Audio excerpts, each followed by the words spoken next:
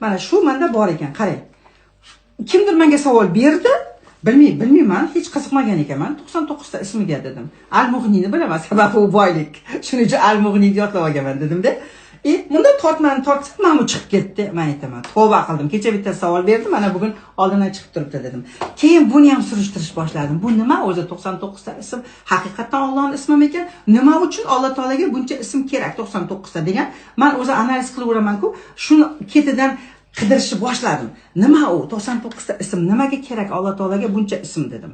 Nima uchun? Keyin ko'pchilik so'radim, bir ikkitasidan, aqllilardan yodlab olish kerak. Alloh taolaning ismini yodlab olsang unaqa bo'ladi, yodlab olsang bunaqa bo'ladi, yodlab olsang jannatga tushasan. Qarochi, mana shunaqa. Opet u yerda ham o'zini ketini o'ylaysan. Lekin bu menga kerak emas. Что-то не то dedim. Bunaqa bo'lishi mumkin emas dedim.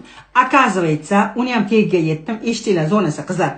Allohning 99 ta ismini fazilati bor, bandasini bo'ynida bo'lish kerak ekan. Ana. Qaysi bir bandasi bo'ynida Allohning mana shu 99 ta uni yodlab olganingiz bilan o'zingiz g'irt bo'lmaydigan odam bo'lsangiz, nima keragi bor? Allohning 99 ta ismini yodlab olib, hey, bekorga uni yomon odamni og'zidan uni 99 ta ismi chiqmasin hech qachon. Siz haqiqatdan mana shu 99 ta fazilati sizni bo'yningizda bo'lsin. Ana o'shanda siz Allohning 99 ta ismini yodlab olishga arziydi. Uni prosta yodlab olib, varillatib, men yodlab olganman deb o'zingizdan bir farishtani yoqib, o'zingiz g'irt mamlaqa zahar, anuni dilini og'ritadigan, buni mensimaydigan, odamlarni ajratadigan, mana shunday bir iflos odam bo'ladigan bo'lsangiz, bor-ku shunaqa odamlar. Lekin Allohning 99 ta ismini yodlab olgan. Zachем? Unaqa bo'lmaydi.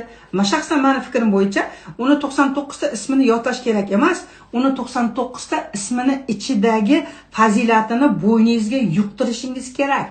Ichida boylik ham bor, muhabbat ham bor, baxt ham bor, go'zallik ham bor. Bilganlarimni aytyapman. Keyin yana bittasi bor, nomini bilmayman. Kimningdir sizga ishonib aytgan sekretini kimgadir aytmaslik, ya'ni kimningdir aybini ochmaslik bir ismi bor, adashmasam. Mana shunday narsani hammasini o'rganaylik, baraka topkirlar. Zo'r-ku. Uni prosta ismini yodlab olganda nima qilasiz? O'sha 99 ta fazilati bo'yningizda bo'lsin.